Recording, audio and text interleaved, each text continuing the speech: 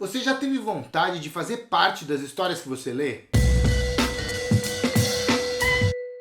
Vira e mexe, eu tenho uma sensação nostálgica que me leva de volta aos 16 anos, quando eu conheci o RPG. Eu lembro da história claramente, eu tinha lido já todos os quadrinhos disponíveis na banca, tinha o meu dinheiro que eu estava no meu primeiro emprego, não tinha mais nada que eu podia comprar, além de uma revista que tinha lá com uma capa que parecia Conan, e tinha um cara com uma espada e não sei o que. Falei, pô, vou comprar essa revista para ver o que se trata. Tinha quadrinhos no começo e no meio tinha um caderno que explicava o que era RPG. E eu fiquei fascinado, liguei para um telefone que tinha lá, fui parar numa loja, conversei com o pessoal e comecei a jogar. Tá, César, mas que negócio é esse de RPG?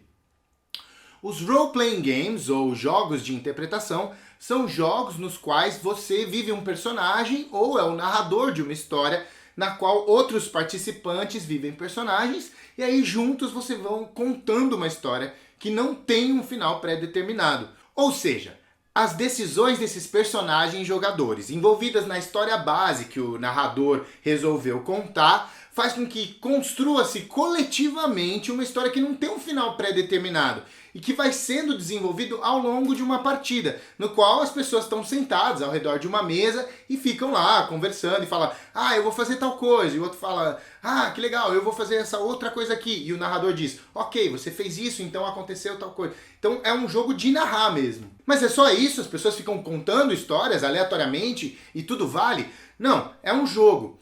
E por conta disso você tem alguns elementos aleatórios, como por exemplo dados que são usados para definir se uma ação é bem sucedida ou má sucedida. Porque, por exemplo, uma coisa é você falar, eu abro a porta. Outra coisa é você falar, eu arrombo esse cofre de $1 milhão.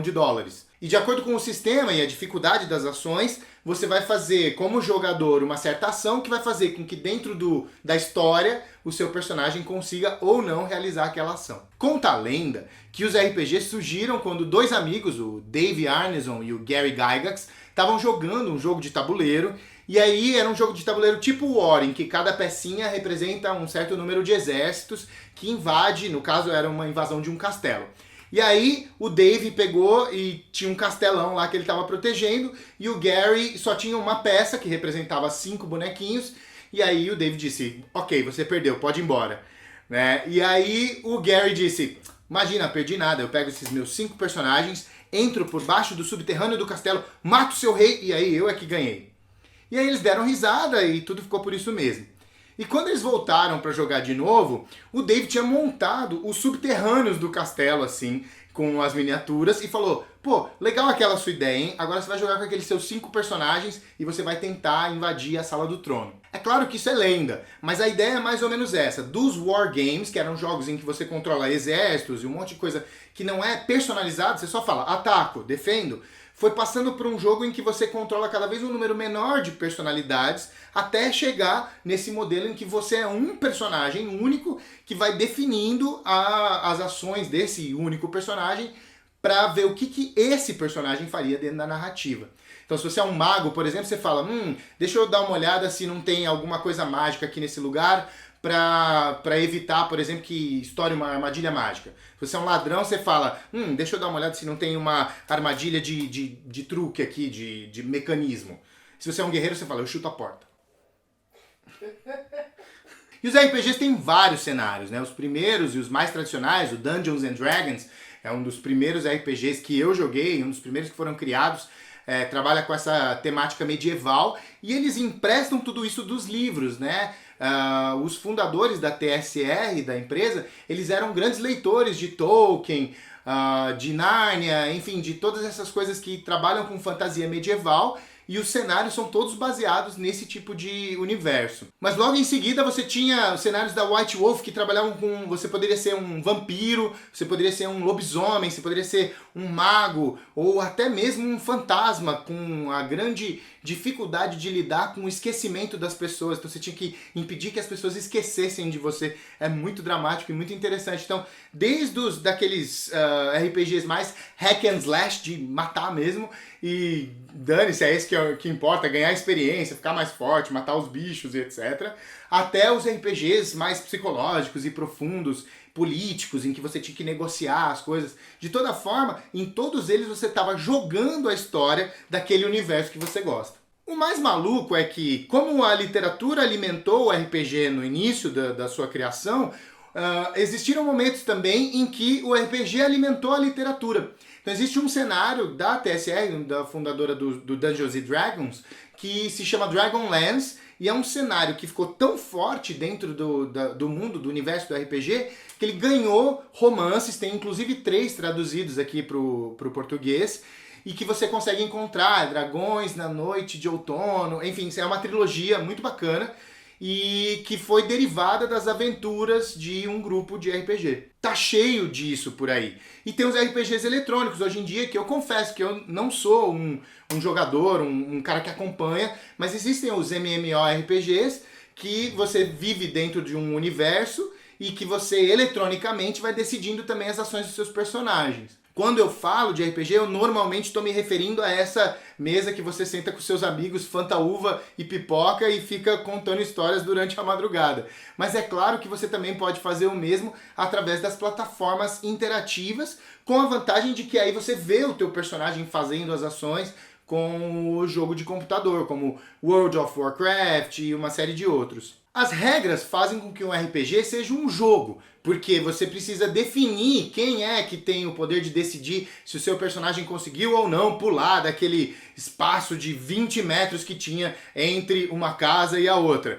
Mas você pode brincar de imaginar como é que seria a sua vida dentro de um universo que você gosta, dentro de uma certa literatura, de uma certa trilogia, de uma saga ou até mesmo de um livro único. Se você pudesse jogar uma aventura que te levasse a viver um universo que você leu, onde que você gostaria de estar? Que personagem você seria? Aquele mais tímido que fica ali só cuidando de ver o que está acontecendo? Ou aquele que é o protagonista e que faz tudo acontecer? Eu normalmente, quando jogava, era um bardo desastrado que tocava para inspirar os meus colegas, mas ao mesmo tempo fazia um monte de besteiras, acordava os monstros mais fortes e fazia com que tudo desse errado. Comenta aqui embaixo e vamos discutir um pouco mais, porque aqui no Cabine Literária é literatura com personalidade todo dia da semana, e para ver um pouquinho mais do que eu tenho para dizer, é só aparecer na sexta-feira que vem. Inscreva-se no canal, dê joinha no vídeo se você curtiu e não esqueça de comentar. Oi, eu sou o Goku, e no vídeo anterior... No vídeo anterior, Por que não entendemos as pessoas?, eu fiz um comentário a respeito de como, na verdade, as pessoas percebem o mundo de forma diferente. E aí a Natasha Nikos fez um comentário muito legal, em que ela atendeu uma moça que dizia que estava sentindo uma sororoca no peito.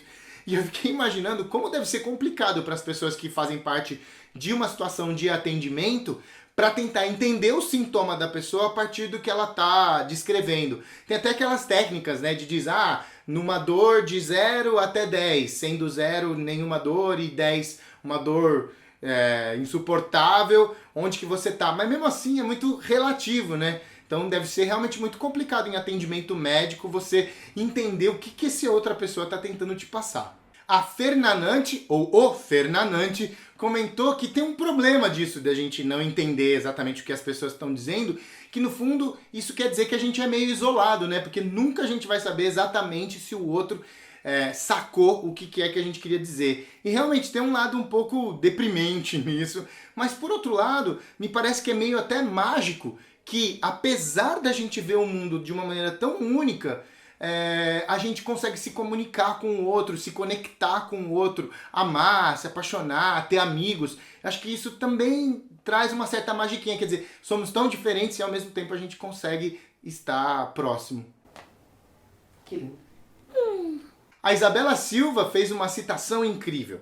A literatura ajuda-nos a não conformarmos com o horror que o mundo tem, mas sim a sonharmos com a beleza que o mundo pode ter, de Mário Vargas Llosa, e eu achei isso incrível, não tenho nem o que dizer, apenas sentir. Now you all know the bards and their songs. When hours have gone by, I'll close my eyes. In a world far away, we may meet again. But now hear my song about the dawn of the night. Let's sing the bard song.